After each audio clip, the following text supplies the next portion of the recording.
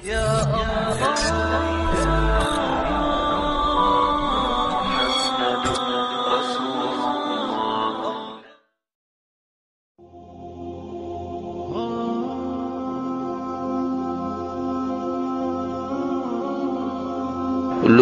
الصمت وحفظ اللسان، د جبی حفاظت او غلی کې ناسته.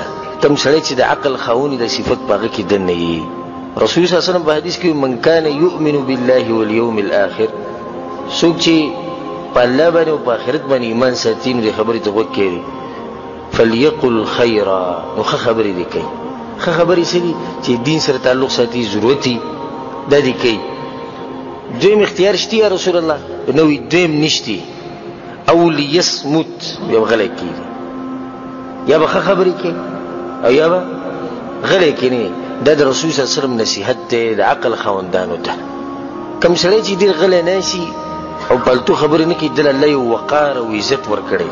او کم سړی چې پالتو ګرځي خبرې ډیرې کوي نه دې خلکو ته بے عقل ښکاري. یا د دین په باره کې خبرې کوه، یا خبره کو چې ضرورت وته دی، او چې پالتو خبرې کوي به کې مو په دې کې وستا لپاره خیر. رب العالمین سوی ان السمع والبصر والفؤاد كل اولئك كان عنه مسؤولا.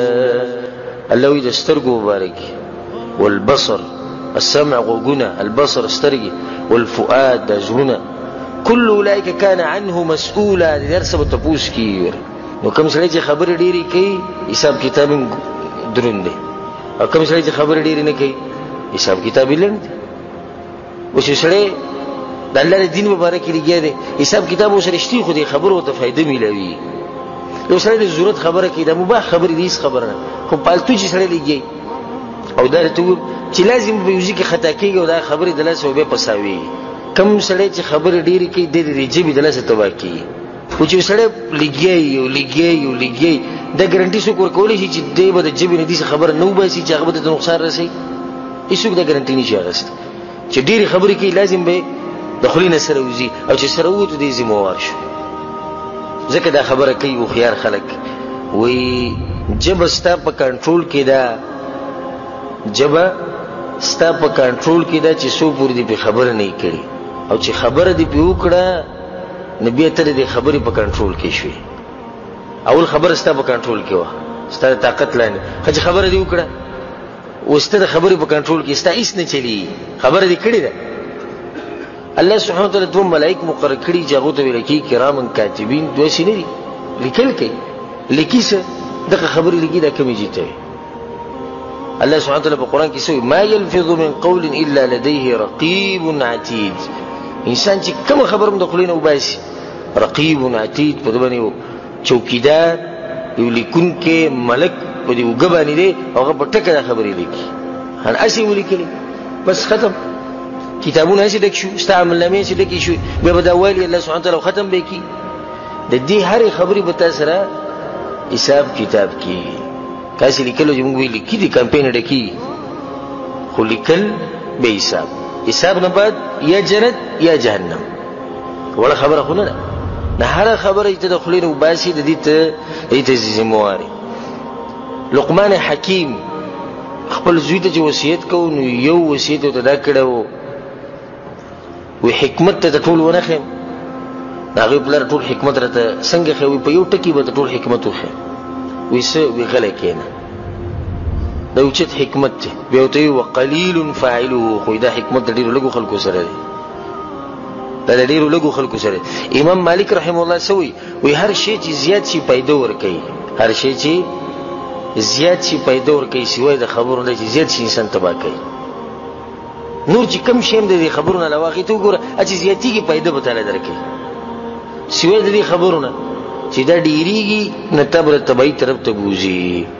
امام فضیل ابن عیاض رحمه الله وی شیئان یقصیان القلب. دوی شینه دي چې انسان د زړه ګټه کوي، کثرت الکلام ډېرې خبرې، وکثرت الاکل او ډېر خوراک. کوم انسان چې ډېر خوراک کوي او کوم انسان چې ډېرې خبرې کوي د ده زړه کلک شوی په ده باندې اثر نه کوي. او دا نن سبا غټ مرض دی، د زړونو کلکېدو غټ مرض دی نن سبا. نصیحتونه ډېر کم خلک قبلوي. نتیجې دي اسباب به شي وګرځي چې خلکو د زړونو ولي تور شوي دي. یو غټ سبب د زړونو ولي تور شوي دي او کلک شوي دي، غټ سبب به تاسو دا ملو شي چې خلک خبرې ډېرې کوي، چې خبرې کوي هغې سره د زړه کلک شي. رسول صلی الله علیه وسلم یو صحابي ته وصیت کړو د جبې دې سره وایسته وي امسک علیک لسانک، د خپل جبه ونیسه کنټرول کې سات. دا نصیحت ورته رسول صلی الله علیه وسلم کړو. دا د رسول صلی الله علیه وسلم نصیحت دی. وی دې نصیحت دی چې رسول صلی الله علیه وسلم متول لګیو وی مونږ کوه روجی نیسه دا کوه دا کوه، به ته په اخر کې وی دې ټولو غجړله ته ونه خیمه. وی رسول الله ډېره ښه ده، یعنې دې ټول خیر جړله به ته وخیم. وی رسول الله څه ده عجبه یې سره وایسته دا ونیسه، بس دا کنټرول کې ساته دا غټ خیر دی. به یو صحابي د رسول الله تپوس کوي یا رسول الله ولې الله به موږ په دې خبرو باندې نیسي؟ رسول الله صلی الله علیه وسلم ورته وی جهنم ته خو به دا خلک ډېر ولیږي د جبو د لاسه. غالبا خلک چې به جهنم ته ځي هغه به د جبې د لاسه ځي. نو جبه کنټرول کې ساتل دې ته سوچ وکړه الله تعالی څو غوږونه درکړي او جبه یو، دوه غوږونه یو جبه. ولې؟ وی اوره ډېر او وایه لږ، دې لپاره درکړي که په خبرو کې فایده وي او په اورېدو کې نه وي نو بیا به یو غوږ وي او دوه به جبې وي چې انسان زر زر خبرې کوي لګي، په یو جبه په بل باندې. خو دا بس خلک داسې دي چې جبه یو ده خو استعمالوي داسې لکه دوه درې چې وار پې نه موندې کېږي، بس لګیایي بریک پکې نه وي. د انسان ګناهونه خپل چې دی ودېرېږي چې دنه به څومره غلطې خبرې شوي او غلي کلی شوي دي. او یو غټه ورځ دی چې هغې ته یوم القیامه وایي 50,000 کاله د هغې وخت دی، او په دې 50,000 کاله کې به ستا نمبر هم راشي. تا سره هم الله سبحانه وتعالی حساب کتاب کوي. د حدیثو دي علماو له الله سبحانه وتعالی بس یو تقوا یو پوهه ورکړي، هغې وجه لري چې د الله د پیغمبر صلی الله علیه وسلم د خبرو حفاظت کوي. ځکه ډېر اوچت خلک دي، نو هغو د بعض کسانو نه حدیثونه نه دي اخیستي، یعنې پلانې کس دی حدیث ورته یاد وي دنه موږ حدیث نه لرو. ولې؟ وایي دې خبرې ډېرې کوي، یعنې د خبرو د ډېروالو د لاسه د دې نه هغه حدیث هم پرېښودی.